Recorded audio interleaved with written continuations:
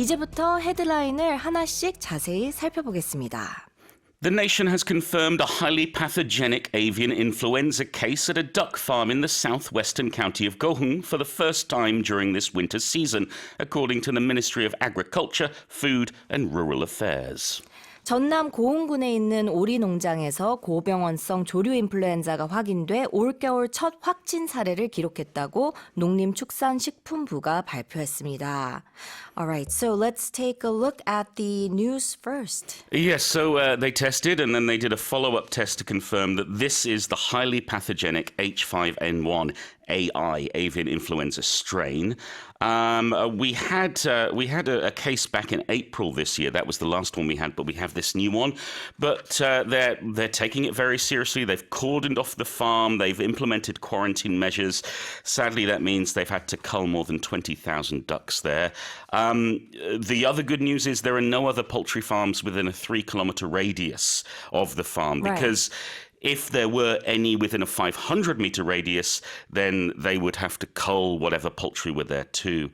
So the government is raising the warning level from attention to serious. They're putting stronger quarantine measures in place. So farmers have to be careful, and we need to protect our poultry. That's right. So let's take a look at the expression here. You mentioned that it's a highly pathogenic H5N1 AI strain. So when we're talking about pathogenic, can you explain what that means? Yeah, the only time you're likely to use this is when you're reading the news or talking to a doctor. Right.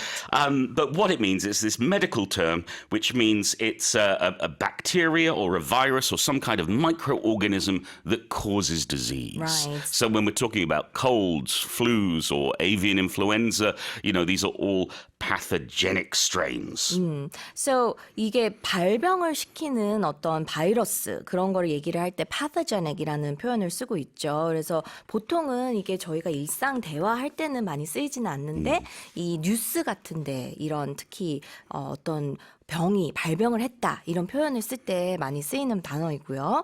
그리고 it happened, you mentioned that there weren't a lot of other poultry farms nearby, which is a good thing, but it was in a rural area. Yes, rural, R-U-R-A-L, a much nicer word and a word that you can use much more in normal conversation. It means an area which is just countryside. There may be a village, there may be a few houses or farms, but it's not a town, it's not a city. When I think of rural, there's one film that comes to mind, and that's the brilliant Little Forest. Little Forest. I don't know whether you've seen that, No, but it's I an haven't. amazing film about a hannock in a rural area, and the daughter returns and thinks of her mother, and it's pastoral and countryside and wonderful, and I want to move to the countryside now.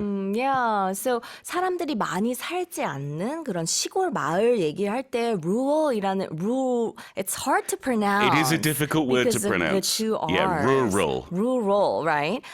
So maybe the opposite expression could be urban. Yes, and then we have one in between.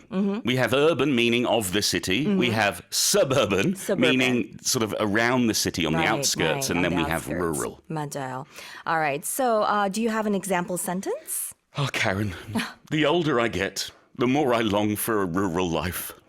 Alright. 그러니까 더 이제 나이가 들수록 이 더 전원 생활이라고 하죠. 이 시골에 가서 살고 싶은 그런 마음이 든다. 이런 문장을 만들어 주셨습니다. Just want a little garden with a persimmon tree, Karen. 근데 저도 그런 것 같아요. 저도 이게 어렸을 때는 잘 몰랐는데 조금 나이가 들수록 식물이 그렇게 좋더라고요. Yeah, I think it's something humans crave nature, but when we're young, we like the busy, bright lights of the city. As we get 맞아요. older, we want to get back in touch with the earth. 그래서 지금 약간 중간인 것 같아요. 도시도 좋은데 식물도 좋고 그래서 약간 텃밭 같은 게 있으면 좋을 것 같아요.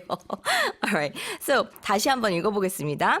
The nation has confirmed a highly pathogenic avian influenza case at a duck farm in the southwestern county of Goheung for the first time during this winter season, according to the Ministry of Agriculture, Food and Rural Affairs. All right, let's move on to the second headline.